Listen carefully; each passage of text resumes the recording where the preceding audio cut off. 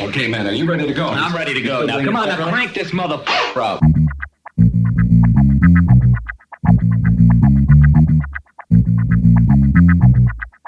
Break it down like this.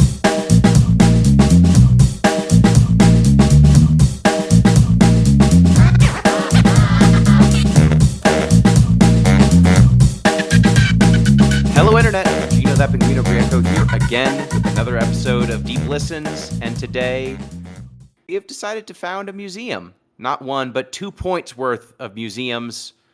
2-point museums, the game we played. That's the best I got. Joining me, as always, to discuss all things video games, Pete Busby. How you doing, Pete? I'm doing good. As a lover of museums, I was excited to see this one. And naturally, in my fun fact, I'm going to talk about the world's greatest museum. We all know what that is. Let's say it on 3. 1, 2, 3. The Franklin Natural Institute in History Philadelphia, Museum. Pennsylvania. That's right, we What all was got it again? The Peabody Museum. New York Museum of Natural History. No. It's the Franklin Institute in Philadelphia, Pennsylvania, founded on February 5th, 1824 by Samuel Vaughan Merrick and William Keating in honor of America's first scientist, Benjamin Franklin. Oh, is that where they keep his corpse?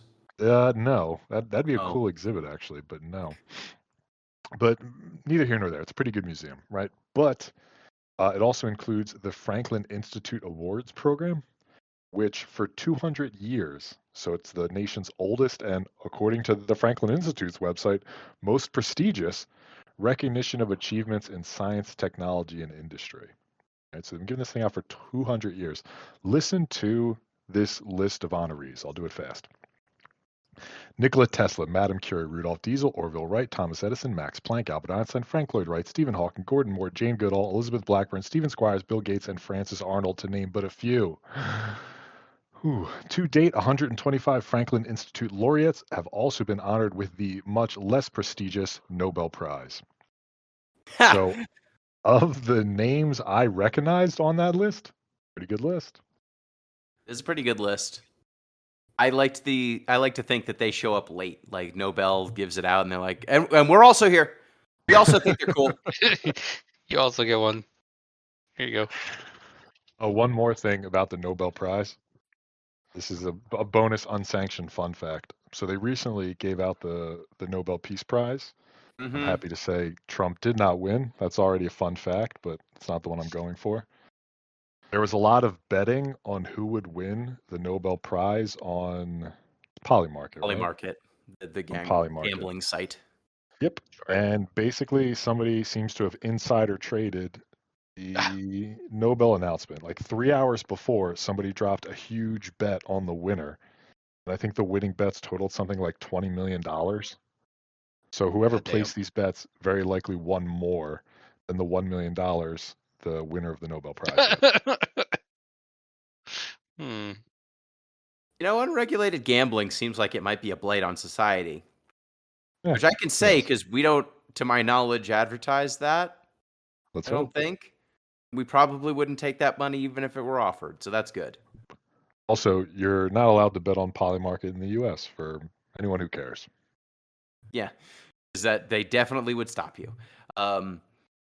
The other person who is on the show today and always is the mistress of games herself, M. Palladino. How you doing, M? Hello. I'm happy to be here. Happy to have built a museum that didn't burn down or dinosaurs didn't escape or anything. Because sometimes that happens in the management sims I play, and boy, those are rough. My usual introduction that I do every single time I'm on the show. Sure do. I'm Game Maker M all over the internet. You can find the games that I make on itch.io. I was hoping to have something for spooky season, and I haven't done it yet. So maybe it'll be out, maybe it won't. It's going to be a close one. And if people wanted to find you on social media, where could they find you? Perhaps you could find me at Game Maker M all over the place, mostly on Blue Sky. You could also find us on Blue Sky at Deep Listens Podcast.bsky.social. That's true. Which I'm Double supposed to plug. post on. You should. Yeah, but We got to give you then I access so forgot. you can post there. You know how to do this better than us. Yeah, technically, I suppose. But other ways you could get in touch with the show, if you were so inclined, you could do so deeplistenspodcast@gmail.com. That's our email address. And then deeplistens.libsyn.com. You can find all of our episodes there. And we have comment sections that you can comment on if you so chose. And you can support the show on patreon.com/deeplistens. At the $1 tier, you get access to our Discord where you can talk to the host of the show. You can also tell us that our opinions are wrong, which is also great. At the $3 tier, you get access to the OG Soncast, an anime podcast starring your favorite uncles, Pete, Braden, and Chris. Pete, what show are you guys covering now? We are doing Planets is our next show. Planets, Planetes. I guess we'll find out how to pronounce it. Excellent. Not out yet. It feels like that's been coming for months. Nah, it's been 2 episodes. Okay. Which is a month. That's different. That's singular. But we do release on about a monthly basis for the OG Soncast, so it does come out on a regular basis. If we were to get to 60 patrons, we are at over the 50 threshold, but below the 60, we would have to finish one Death Stranding. So you could afflict us with that if you so chose. We also, on the Off the Deep End side, they would have to play, I believe Raven's Cry is the game, which is hard to get a hold of, I'm told, because it is so poor that it's been pulled off of most marketplaces. Is that the Pirates one? I don't think so. I don't know. I don't know anything about it other than it sounds bad. Yeah, it is Pirates. Okay. Okay. I'm just very glad that they exist to absorb that evil so we don't have to, you know? But even at the $1 tier, you can get access to our Discord, which might lend you to being on the Discord report. The Discord report. Boop-a-doop-a-doop-a-doop-a-doop-a-doop. This week on the Discord, We had a watch along Oh yeah, this weekend. participate in this. We watched along to the Velocipaster. You know, Jesus. stop making up portmanteaus. Are you not aware of the Velocipaster? I am not. Why would you be? That So movie you is see, terrible. It's not terrible. Is it somebody who's half like minister, half dinosaur? Because that'd be pretty badass. Allow me to show you the Velocipaster. I'm putting this into our chat so you can see what the image looks like of the Velocipaster. Here is the movie art. Velocipaster, a man of the claw. I love that tagline. That's good. I didn't get it. Like a Instead of pastor the is like cloth. a man of the cloth. No. I mean, I didn't get the image. Oh, It's in chat. It's in the text. Oh, I didn't put it in text, voice to text. I can put it there too. But yeah, the movie it's about a pastor who's afflicted with raptorism, a curse that makes it so that when he gets mad, he turns into a velociraptor. so it's And Hulk. then Okay, it's Hulk rules. Got it. kind of Hulk rules, but then he goes to clean up the streets and do God's will as a dinosaur. Really? I mean, I went to Catholic school for a long time. I don't remember any velociraptors in the Bible.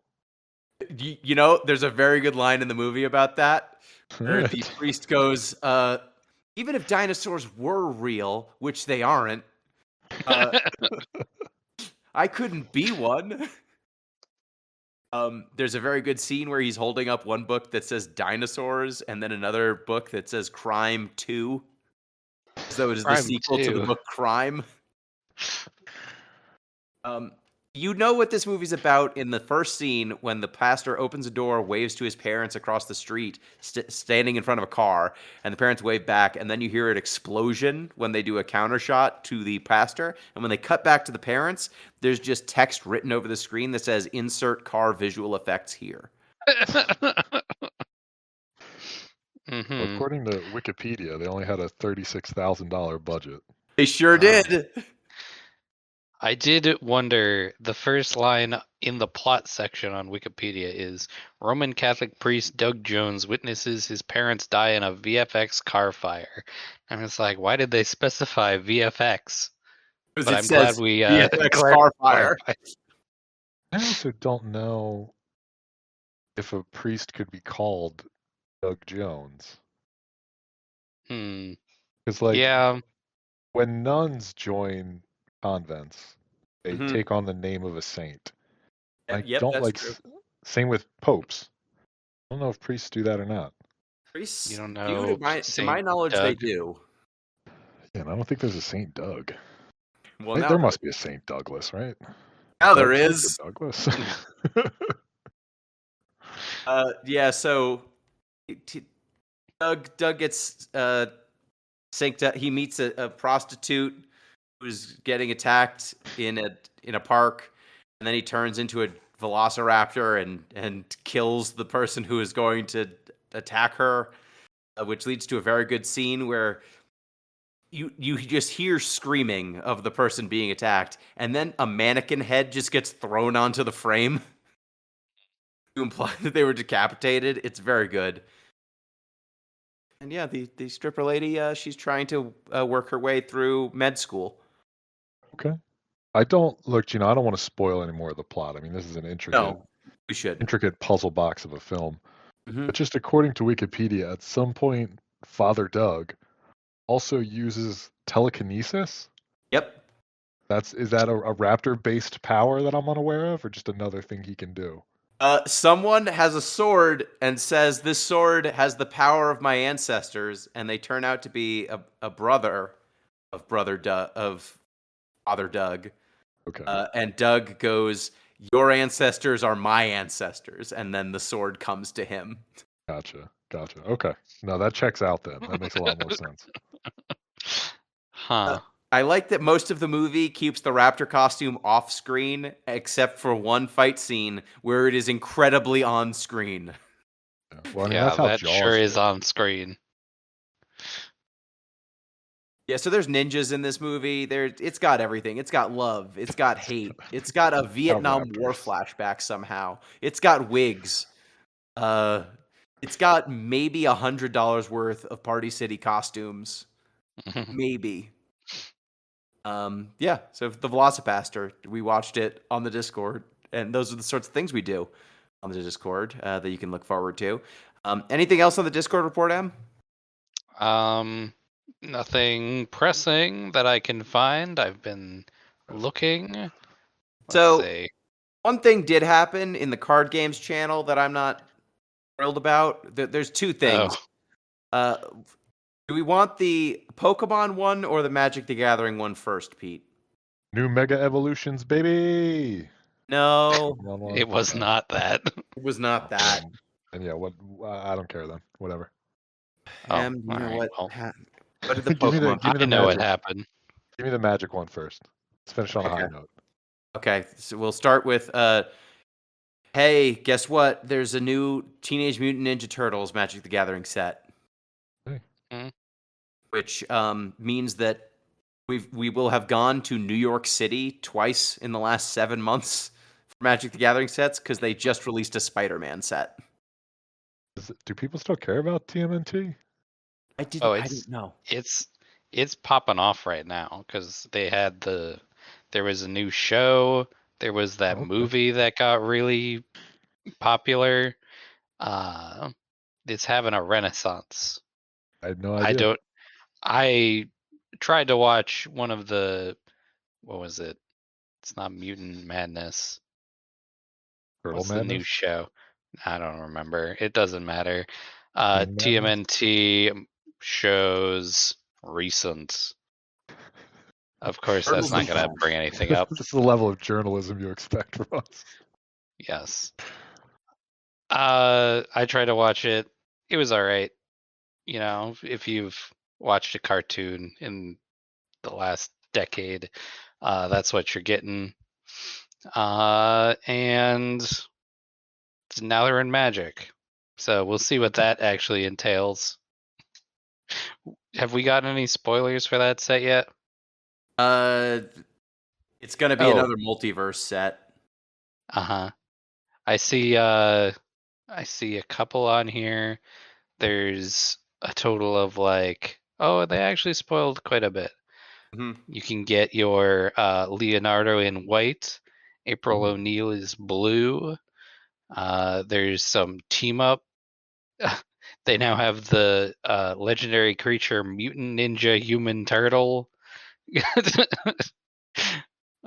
Because Donnie and April have a tag team card. Oh. So that's their this is pretty funny. Yeah, they also made lands that are pizza slices with the magic slices. mana symbols on them. That's pretty good. So it's a broccoli that's the forest and an onion that's shaped like the island symbol. That's really funny. The swamp is a mushroom. Mountain is a pepperoni that got cheese on it, so now it looks like a fire. Plains is a banana. Plains is upsetting. The other four are fine. Who's putting a banana on pizza? Don't answer that. You don't gotta tell me. I know. Is that I've seen what music? I've seen what CP posts in the food channel. Yeah, so that's something. And then the Pokemon community.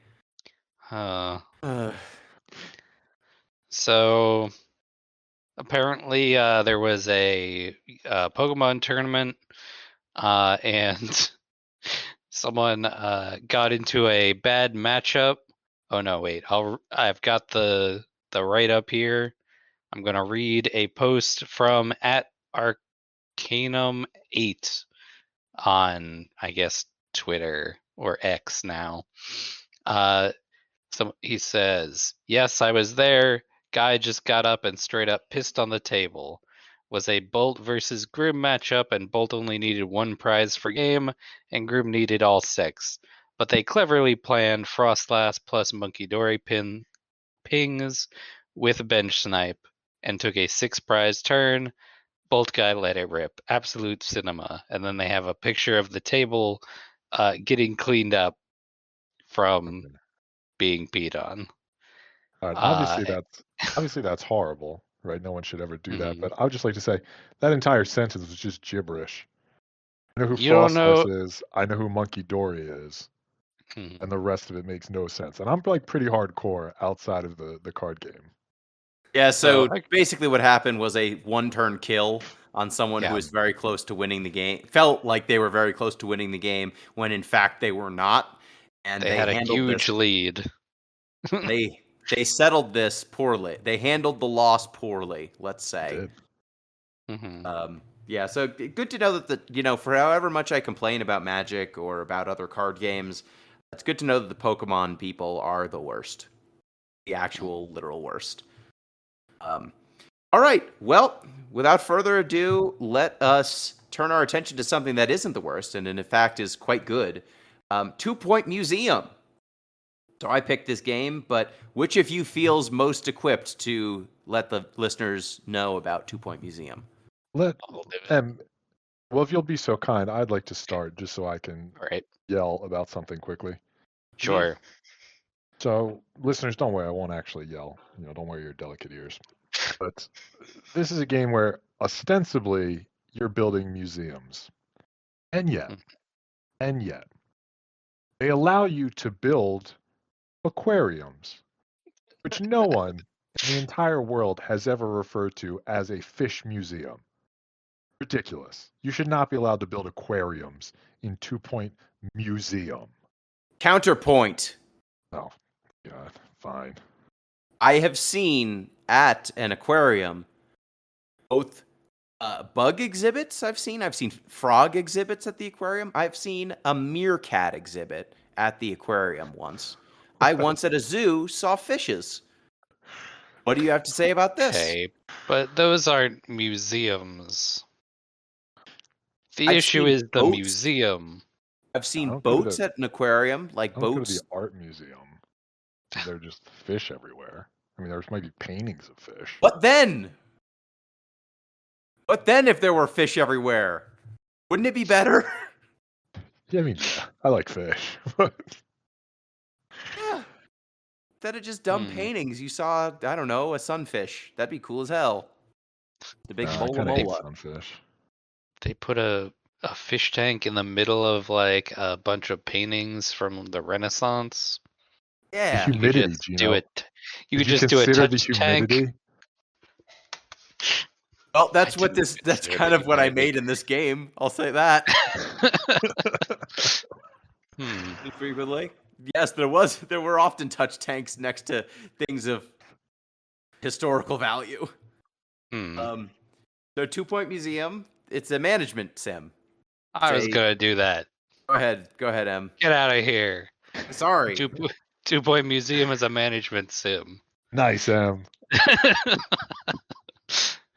uh, 2 Point Museum is the most recent entry into the 2 Point series from 2 Point Games, which is a publisher that seems to just make management sims. Their first game was 2 Point Hospital. They also have 2 Point. What's the other Campus? one? 2 Point Campus, which is a university. We did not play those. Do you think there's like an expansion pack where it's like, all right, look, now you got to get rid of all the DEI. New mandates have come Oh, down. damn. Oh, oof. There's a lot of cultural Marxism on this campus. We're not happy Yeah. with. It's weird. All of a sudden, the You- grants went away. I was really counting on those. Yeah, you can't play 2 Point Hospital anymore because we closed all those. On the upside, there's so many more skeletons for 2 Point Museum. Oh, Couple more that's a good ghosts. way to think about it. Yeah. I mean, will Uh, somebody it- consider the iron lung manufacturers? They've had such a tough time lately. Yeah. True. It's hard out here. True. They are a subsidiary of Sega, 2 Point Yes. Studios. Yeah, which 2 Point Museum makes very clear. You'll learn that very quickly. Dong. Putting up statues of Sonic in my history museum. Did you have a Sonic statue? And the I have Shadow a Sonic statue, statue. yes. I put Did them both. you? Sure. What? Hold on. Wait, what I didn't what find these. category of history are Sonic and Shadow? Were I mean, they? they're alien. Well, Shadow's an alien, right? Or a robot. I know, but I just need it to not Or be a clone. prehistory. I need it to not be Yeah. prehistory, please. It shouldn't be. Are they bones? No, is they're it- just like literal statues. Yeah. I didn't find these. How? I think how did you get it's like these? a DLC or something. I think it's a pre-order perk or something. Oh. I'll be Okay. honest. I didn't actually have them, but I noticed a YouTuber Oh. who did, and I thought it was funny, so I wanted to mention it. What the Okay. fuck? Okay, because if I was able to have Sonic the Hedgehog be the flagship of No, my yeah, I museum, would have put obviously that it in would be. there. It was a perk for something else that you had to do that I wasn't about to. Okay. All right, fair. So did we all play campaign mode? 2 Point Yes. Museum. Okay, excellent. So we start out with prehistoric fossils and such. How do we just to set the table for everyone? Pete, what is the most recent management sim you played? I mean, I guess Prison Architect. I don't know if I've played another one since then. Okay, M, how about you? I played. Hold on. Let me find the actual name of it. Does Dave the Diver count? No. No. Not really, right? No. Nah. I played several hours of the Jurassic Park management sim, Jurassic World Evolution 2. I have 42 hours on my Epic Games here, Oh wow. which I was thinking about in relation to this game because if you make it about dinosaurs that are alive instead of dinosaurs that are bones, I saw a lot of similarities between this one and that. There is apparently a new one of those coming out, which I'm not going to play because it uses AI generated art. Hold the line. Yeah. So I played that probably a couple months ago, so it was relatively fresh in my mind. Excellent. I think the most recent management sim that I played personally was probably Prison Architect, but I did watch some Roller Coaster Tycoon semi-recently. Well, not semi-recently. A few years ago when ZP did it for the fundraiser for the community Yes. endurance run. Old school, or So they're not still making Roller Coaster Tycoon, are they? old school. It was an old school Gotcha. Roller Coaster Tycoon. Except I gave him a series of challenges on how to play the game, such as every ride has to be lethal, but you have to make as much money as possible and keep people coming to your rides, et cetera, et cetera. So that was the most recent management sim experience I had had. I think the bones of those earlier management sims are very clearly here for Two Point Museum, right? It's got a very similar setup to those games, and then it just continues to layer more and more and more mechanics on top of that basic formula. You're setting up exhibits, you're bringing in guests. The guests pay you a fee to come into your museum. They need food, they need water, they need rest, they need to be able to leave your museum. They need the ability, they will leave trash everywhere. So you've got a bunch of employees you can deploy. And what are the different employee types? Okay, so you have your experts. They are the ones who are going to go out and get your exhibits most of the time. They are also the ones who like can do tours and such. They seem to know about one particular subject. So if you have the prehistory museum, it's going to be like mostly prehistory people. But then you can get like a marine expert or a science expert and such. There's also your assistants. These Mhm. are just the like labor staff. They're going They sell to tickets, gift shops. yeah, Yep. they sell tickets. They do your gift shops. They sell like if you have a coffee stand, they do that. There's also your janitors who are there to clean up messes. If you put down a drink machine and you don't have a waste basket near it, people will just throw stuff on the floor, and that drives me crazy. And so I have usually a lot of janitors dealing with that. They also are the ones who put out fires, which may be important if you do the science. uh, there's a bunch of different like theme museums. You start in the prehistory, and then you go and you can do like a aquarium. You can do the science one, which your stuff will sometimes just set itself on fire if it Yeah. gets worn down enough. You can do a Um, paranormal museum where yes. it's ghosts and stuff. Yep. And then the last is security.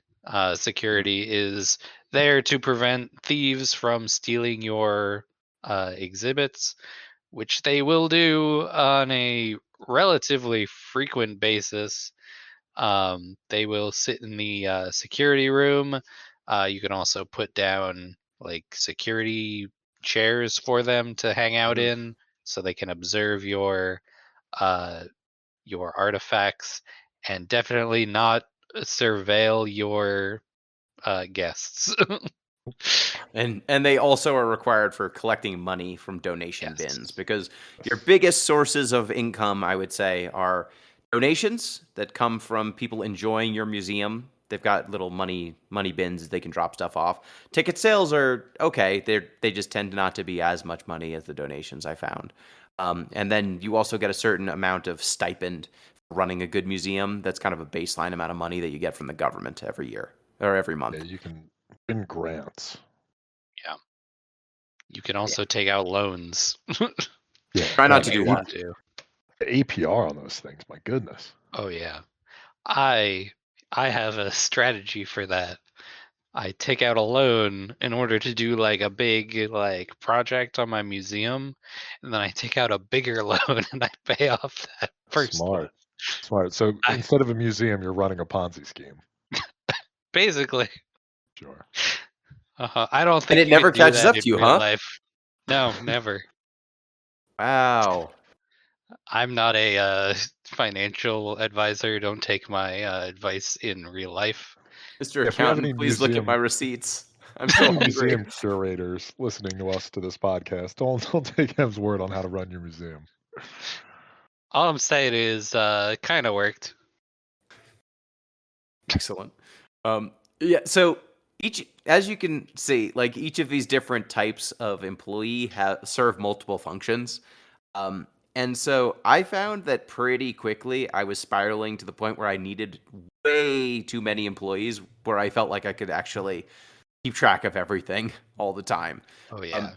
How did you, Pete, like, how did you manage what employees should be where, who should be doing what job? Like, were you taking advantage of the different tools that the game grants you for handling those things? I mean, kind of. I'm sure my play was suboptimal just based on my returns, most likely. What I tried to do from like the very offset, even before I tried to like do any sort of more advanced management, was my expedition force, like the people who went out and like accomplished or went out and like found new exhibits. I tried my best to keep them independent from the overall museum functioning. So like your experts do other stuff, they clean your exhibits, they give tours, that sort of thing. So I try to make sure, okay, anytime somebody's gone on an expedition, they just do expeditions. So their absence shouldn't affect the overall running of my museum. All right, so you basically had a crack team of specialists. More or less, that I sent into the field. And then sometimes, they died. And I'm like, well, they're dead now. What happens when they die?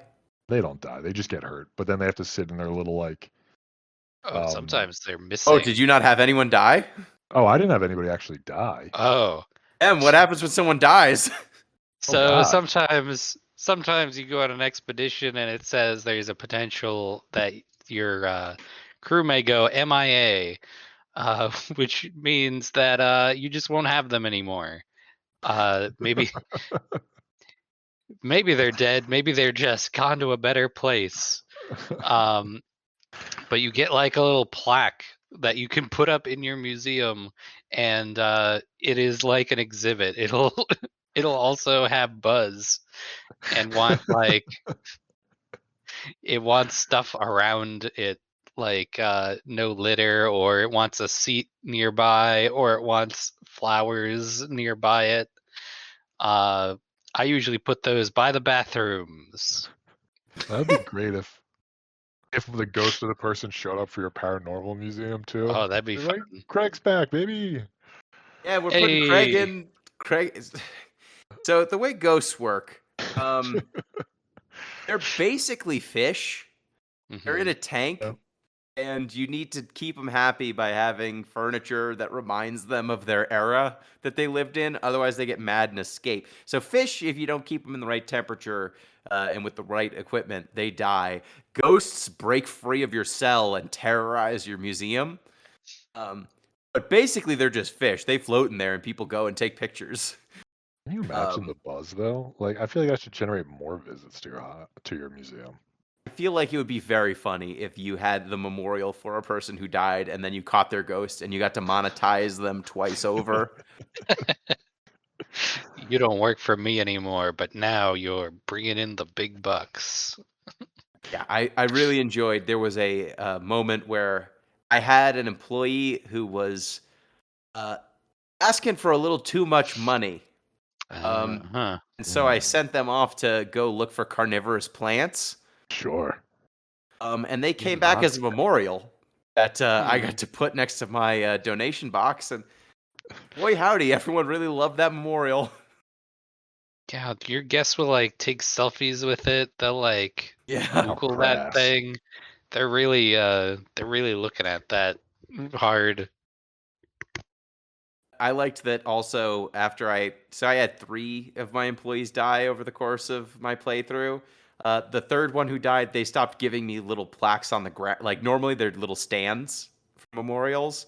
I got a wall plaque. I was like, oh man, this is going to take up too much space in my museum. Oh, no, I can just hang this on the wall. The wall plaque is excellent because usually I don't have a lot of stuff on the walls. Exactly. Yeah. So are You can hang that up floor- outside the bathroom. Floor decorations were one of my favorite things to spam. Mhm. Because you can just shove them into every floor tile you got. They don't have to lead anywhere or anything. Oh yeah. Let me tell you, I feel like this is a game that is like you really want to fully utilize every tile on the floor. Yeah. And if you can put down one of those like footprints, instead of taking up the space with like a fern or whatever, uh, better to do that. Because I don't feel like your guests need a ton of room to move. And optimally, you should probably just give them very little room to move. Yeah, they Yeah. should really be human sardines. Yes. Yeah. These are not classy museums. Like we're not talking about light, airy gallery spaces here. Like you're No, we don't. jamming as many giant frozen refrigerators as you can. Hmm. Yes, you want people packed into the gills for this Yeah. game. Um, I think that this leads to one of the big dichotomies for this game, this style of game, though, right? There's the people who, like me, for example, will just throw all the stuff into the middle of an empty room and then surround it with as many things as you need to get maximum buzz because your exhibits do better when they are decorated and have decorations around them. Or you can be someone who's like, I want to have a museum that makes logical sense and seems to have a theme or a flow, or I'm going to set up a room that has a purpose. Wasteful stuff like that, just bullshit. Which Don't way do need all you that. play? So in my heart of hearts, I would love to be like one path through the museum. It's a guided tour. Everybody walks in the same direction. But you need a lot of upfront resources to do that. So I instead basically treated my museum like a panopticon, but in the middle, instead of a like warden watching cells, it was the donation bin. That way I could get maximum exhibits circling a donation stand at all times. Oh, Yeah, that's smart. that was basically it. Was with the donation bin. Except the thing is, the donation bins fill up really fast then, and you Yes. just They kind of do. need a security guard posted there 24/7. Yep. Or multiple bins. Yes, but even Mhm. then, they're not the smartest with the donation No. collections. No. That's for sure. They will let that pile up all the way, and then people will be like, "I want to donate, and I don't have anywhere to donate."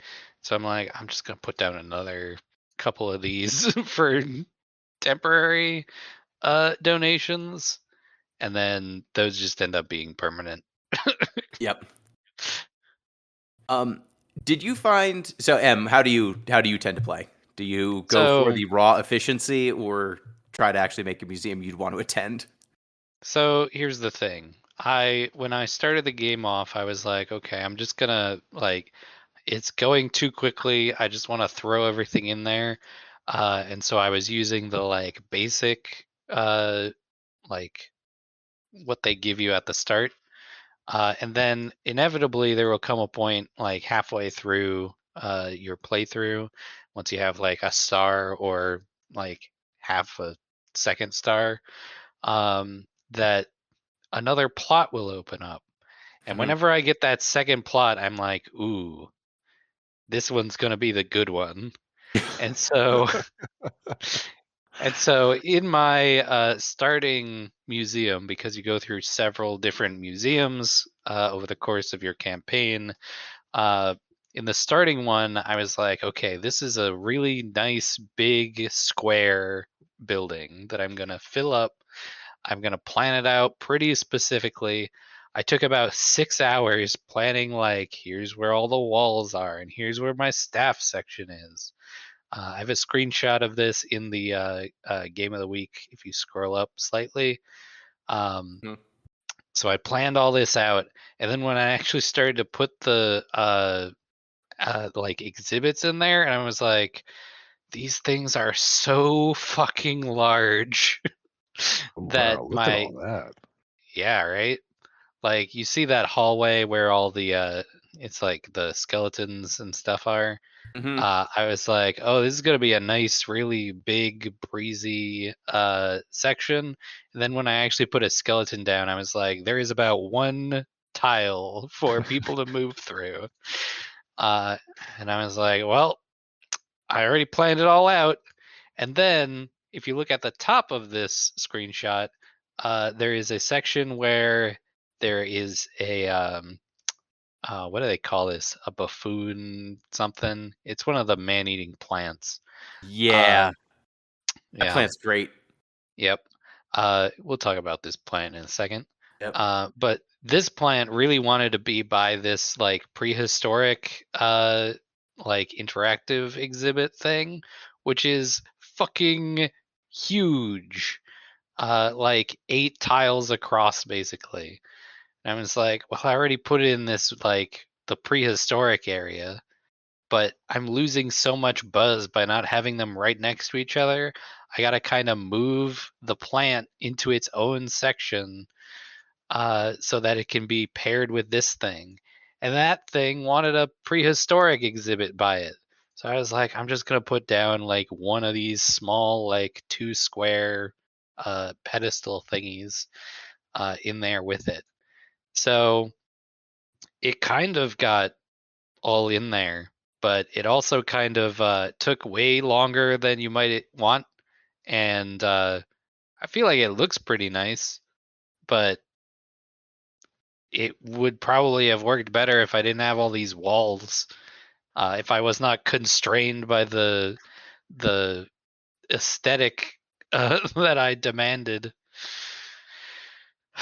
So The game does not necessarily reward you for trying to be super pretty with your layouts. It also, I found one of the big constraints for my museum was having proximity to certain amenities for like staff, right? Like getting staff members to be able to go back to the break room in a timely fashion when they're on break and then get back out. Because if there are not mall cops collecting money from your donation bins, the donation bin will just stay full. So you kind of want them to be able to move fast and go to the break room and then get back to work. The security room needs to be within a certain proximity to security cameras.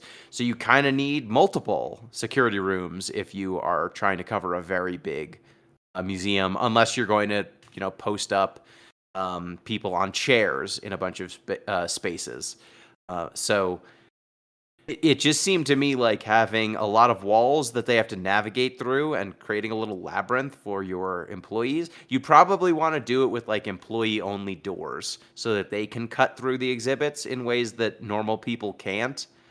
But it is a lot bigger of a pain in the neck, right? If you want to use this, because you need to have food available everywhere. You have to have trash everywhere. You want to have equal distribution of bathrooms, relatively speaking.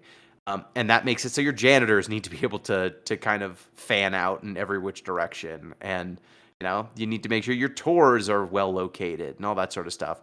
It's a real crunch, and it felt overwhelming pretty fast for me. Yeah. I mean, especially if you like want to like put in like, call them your ancillary features. Like I just love velvet ropes. Don't get me started. But anything I like you put down that's a velvet rope is taking up space that could have been more buzz. Which, like Right. M said, when you're putting in like slides that take up, entire rooms on their own, you don't really have a lot of space for velvet ropes, except in this very nice atrium you built, Em. I really like those a red carpet to your ticket booths. Oh, thank you. Mm. I found that having all this space really made me happy, but it did very little for the actual earning money portion. I was But, rolling in cash boy. with just stacking all of the exhibits up right next to each other.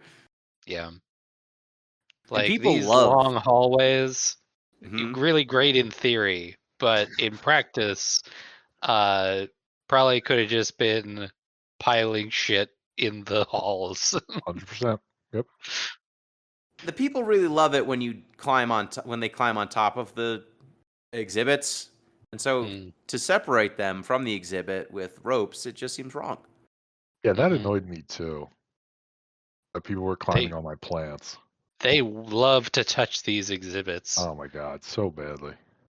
They That's- are touching everything. They're climbing onto shit. They're like getting eaten by your plants We and talk getting about that turned into plant. clowns. Yes.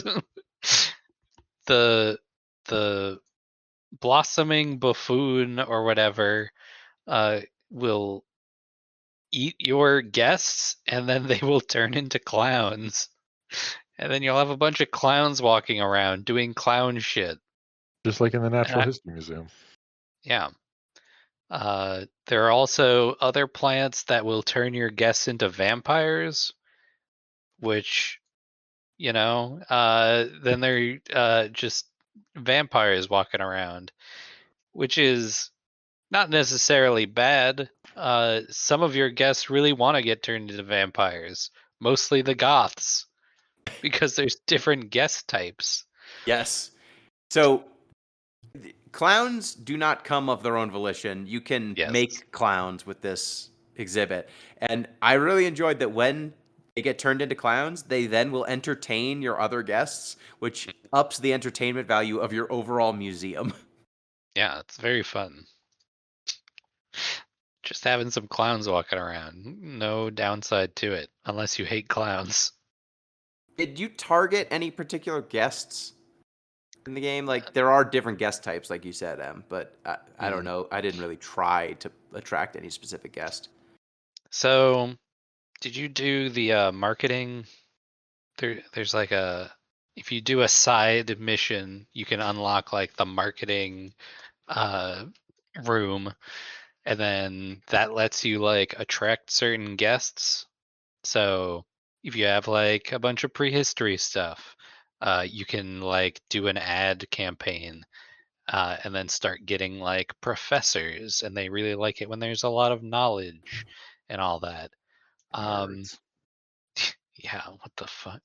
Uh, but um, but I did a bunch of those, and I don't recall if there are any like bumps to my attendance. So I couldn't say if it worked or not. And Just like real world marketing. yeah. Yay! So as far as verisimilitude goes, pretty accurate. A plus. There's no way to check those stats, I don't think. And I Did looked y'all around. did y'all sell anything to collectors? No, I found that most of the things they wanted to buy were like my big attractions, and those things passively were generating so many donations that I didn't want to sell them. How about you? Yeah. No, I didn't sell anything either. They didn't really want any of my stuff. Even though I had like a bunch of pristine things, um, they were just like, yeah, we came and saw stuff and it was good. Yeah, and But we don't that's really worth want to buy anything. that pristine. That's worth mentioning. Like, this game has, not only are you going out to find exhibits, the more you go to a given location to find exhibits, the more surveying you will do of that location, and that will give you the ability to find better and better quality exhibits from that place. So you can find, say, for example, the very first, it's like a tar pit, very first place you can go. You can find a starfish there, and it could be of uh, average quality, great quality, epic quality, or pristine quality. And the amount of quality it has will impact the overall amount of buzz it will generate for your museum, and will also give it more upgrade slots. So the more slots it has, the more you can upgrade it with things that will further boost entertainment value or keep the exhibit clean. And you get access to more upgrades by researching items. So you can, if you have an item already in your museum, usually your second copy or your worst copy, if you had an average and you found a great, take the average one. There's a research room where you can convert that thing into knowledge, which will make your existing exhibit more valuable. And it will also give you upgrades that you can apply to your exhibits, which I thought was a cool mechanic. There's also training for your people to make them more skilled in a variety of ways. They give you a lot of ways to spend these items other than just selling your exhibits. Yeah, Training is actually surprisingly essential to getting your star rating up, which I did not know until I hovered over the star and it was like, this is based on your average like abilities that your staff have. And it's like, what the I was supposed to be looking at that? I learned about having to train my staff when I had a mission that was like get your overall staff Oh happiness yeah. to 75% or higher. Yeah, I remember that And one. I was struggling, and it was because if you don't take advantage of their skills and train them, they get mad about their career development. See, what I did was I went into the payment options and I went raise everyone's Smart. base payment by a lot, and then eventually that went away. Oh, That was my step one. My step two was Mhm. fire anyone who was disgruntled. Oh, that real also works. cutthroat. Yep. My answer was giving everyone training for happy thoughts, which is Oh, a training you can give that gives them all plus 10% happiness. So I basically Jesus. brainwashed them all into enjoying Yeah, working at my that's terrible museum. scary. I don't know about all that. Well, it also protects them from ghosts if I decide to have Oh, ghosts in my well. museum. You basically gave him a Patronus. All right, that makes sense. ah. Hmm. Yeah. So I liked having those little trainings. I liked, having sending everyone out on their little missions. There definitely are traits that your characters can have that are just purely negative, and you just don't want those people in your museum. Like some folks are naturally disgruntled and will be unhappy regardless of what you do. People have the trait bad egg. They make everyone else unhappy. Some Yeah. people are just boring. Hmm. Yeah, for Better to sure. have someone with no ability than a bad ability. Yes. So we've talked about the different types of museums so Hmm. far, right? You got prehistory, you got your fish museum, also known as an aquarium. You got your paranormal one. I think this game is very diligent, and I'm sure like this was a discussion at concept to make sure that like you're not like this isn't the British Natural History Museum. We're not like stealing the Benin bronzes from our colonial subjects. You know what I mean? Like these are all things that nobody really has a claim on in a way that modern museums like to do. Yeah, you don't put any African masks on the No, wall. no. I mean, the only thing there's a couple of things that made me a little squeamish. There was a frozen caveman exhibit and one where there was like a petrified person in carbonite. I was like, that's human remains. That's that's probably bad. But then I started a ghost museum and realized it can be worse because you can not only exhibit their dead bodies, you can also exhibit their dead souls and turn a profit off of that, which was admittedly quite funny, but slightly macabre. There's also not for nothing. There's a display in the haunted museum that I really Mhm. liked. Where it's a very creepy doll whose face follows you around. Mhm. So like as you pan the camera, the face turns to look at wherever you are. What? I I was like, didn't that's know a it nice did creepy that. touch. Yeah. I didn't look too close at any of the Maybe I don't know. spooky I didn't like stuff. pay attention the entire game, but it definitely does it while you're placing it. I assume it does it the whole time. Yeah, it is funny that many of the haunted exhibits make your guests want to go to the bathroom. Oh, because it's so scary. Yeah.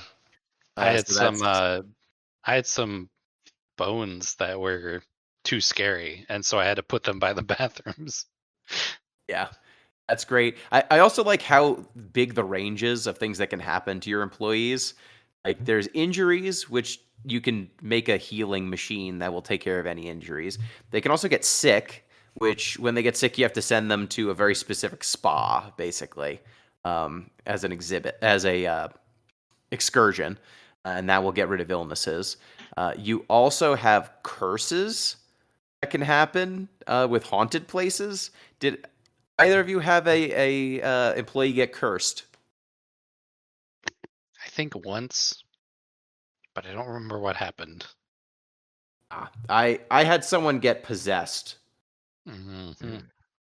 And when they got possessed, they really crapped up my museum for a while. Yeah. Yeah, they were sabotaging things. It wasn't good. Oh, see, that's Can you just interesting. fire them? Or once they're possessed, they can't No, be fired. I was waiting it out. I was like, the possession will fade after 100 and something days. It'll be fine. I just kept sending them on excursions to try and find new exhibits because they would not be impacting my museum while they were out of town. You can see how fast my commitment to workers' rights disappears the second I become mayor. Okay? I'm just like, you're at will, bro. You're gone. See ya. Sorry, you're so possessed. Yeah, so I don't know. It's not part of our health plan. I don't know what to tell you. Mm. Pre-existing condition, I guess. Damn. See, this is why we gotta play more management sims because we get the real politics. Yeah, I'm discovering things I don't particularly like about myself in building this museum. Oh. So Like what I was didn't the play Silk Song, and like, maybe Jeff Bezos isn't so bad now that I think about it. Mm. yeah, management sims, they do that to you. It's like, look, if this person gets a raise, it costs me money, but if they die, they become an exhibit. Uh-huh. Speaking of the humor of this game, it's very British. Oh yeah. It is. I want to talk about that radio show that they got going, Mhm. which honestly I wish it played slightly less often Mhm. because it is almost constant. Yeah. Um, Either that or the PA addresses. Something's always yeah, going. yep. I Especially when would you have a big museum. yes, I would pause the game just so I didn't have to listen to this for an extended period of time. Like when I was doing my big remodeling projects, I would just do that in pause, partially because I want people to be surprised, but also, Wait, God, what? it was just You like want people to be surprised? you you sometimes when you're doing like big changes, like if you pick something up that someone is interacting with, they will like jump back because you're like, oh, it's moving. Um, and so if I was doing like, say, remodeling my entire museum, moving everything into a secondary location, then destroying the first museum, I liked to I liked to do that all at once and then unpause, and then people would just like slowly filter out of the now like Just an empty smoking plot? crater. Yeah, Yeah. just outside all of a sudden. Yeah. Yes. They would realize that, oh, I guess I dreamed that, and now I need to go over here to the actual museum. You ruined Uh, people's lives. yeah. Um, you know, these things happen sometimes. I like museums do. Yeah. Did, Uh, did what either was of you I do saying? anything actively malicious, like building walls around a person and trapping them? Oh, hold on.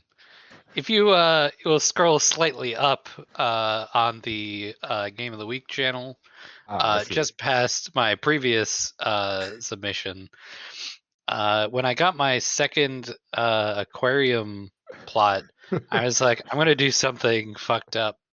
I just noticed They all the ropes.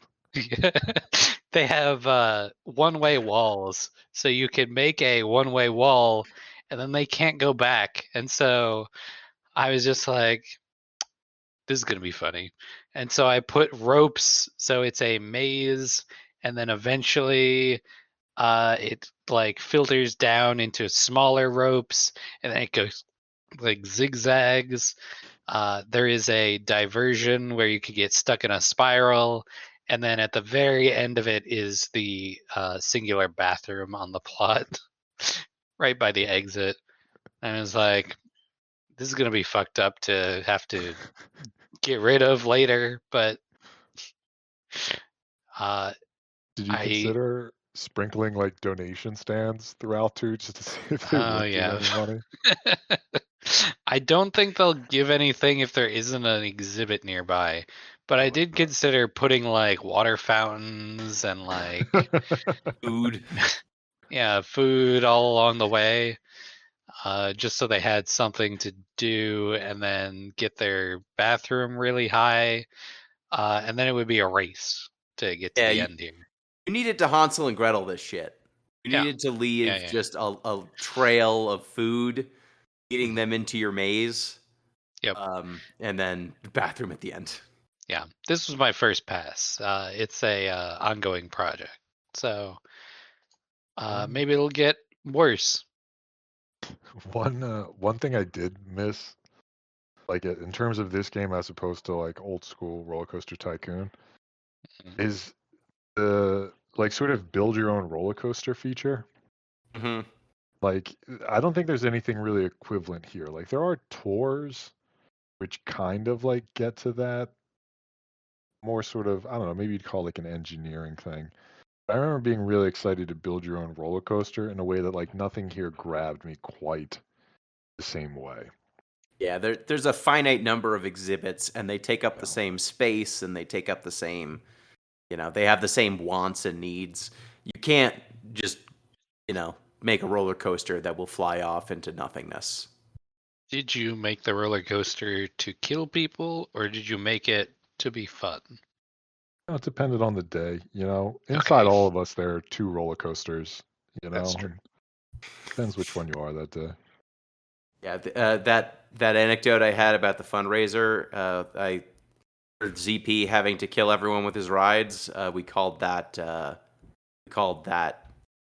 roller coaster park the Railway to Heaven. Mhm. Yeah, like this Have you- game would be well served by an escalator to nowhere, you know?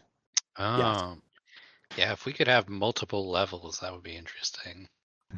Yeah, you don't get to make as many ghosts as you'd think. There's That's not a a lot of cost to it. variety. Yeah, All you right. know. Well, any other thoughts on Two Point Museum? Um, yeah. I found out how you get the Sonic memorabilia. Oh, yeah. This is a pre-order bonus. You can get an interactive display. You can get staff outfits to make your staff Sonic, Tails, or Shadow. There are decorative statues. There's gift shop plushies, and you can also get onesies for the children. Oh, For wonderful. yeah, so that's how you get it. It's a pre-order bonus, and we did That's not good pre-order. synergy. That is good synergy. Hmm. Hmm. Hmm. Never Yeah, Samba de Amigo. It's always Sonic the Hedgehog. I remember Samba de Amigo, Sega. I don't even know what that is. You know Samba de Amigo? Battletoads, Sega? Samba de Amigo. Samba It's de a rhythm Amigo. game. Rhythm Oh game. You played yeah. with a maraca. This is a scary Well, I wonder monkey. why that didn't take off. Just for the Sega Dreamcast. This monkey looks terrifying, I Yeah, he gotta say. does. Uh-huh. Yeah, I don't know about that one. Well, agree to disagree then. Mhm. All right. Well, I enjoyed having a little, foray back to see how many more mechanics have been added to the management sim. Having only really played them in their heyday of Roller Coaster Tycoon and Zoo Tycoon, seeing that those bones are still there, but they have stacked 3 or 4 or 5 layers of mechanics above that for modern games, and then making it a little bit more explicitly funny. I'm into it. I think this was a fun genre and a fun game to check in on. Yeah, it was a good Um, representative of the group. I'm curious to see, like, they've done hospital, they've done campus, now they've done museum. I'm curious what the most, like, esoteric version they could do is. Like, management sim, drop shipping warehouse. And it's just like rows of product one after another. oh man, Jeff Bezos simulator. Oh, God. Turn Pete into his worst possible. Like, efficiency's down to 0.5%. What's going on? Well, Yeah. if you don't code any faster, I'm afraid you're gonna have to work in the warehouse. That's scary. And if you don't work well in the warehouse, we send you to the salt mines. We don't even sell the salt. It's just there for See, lessons. It's just Yeah, for you got it. mining. And Yeah. then if you do the worst, you get sent to the Washington Post. Oof. Um, It seems like 2 Point has really gotten the formula down. So, Oh, yeah.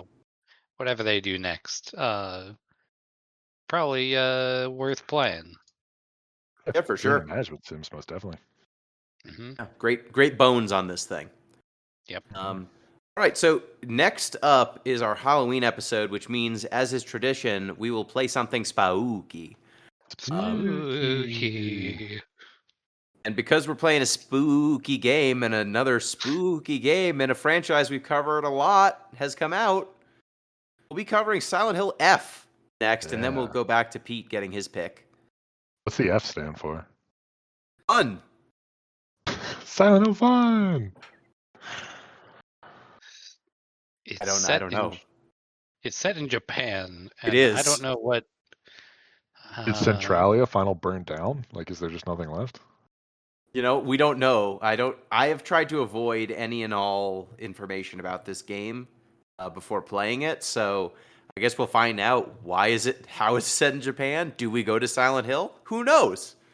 Why is the F lowercase? I don't know. That's a good question, actually. Very hot right now.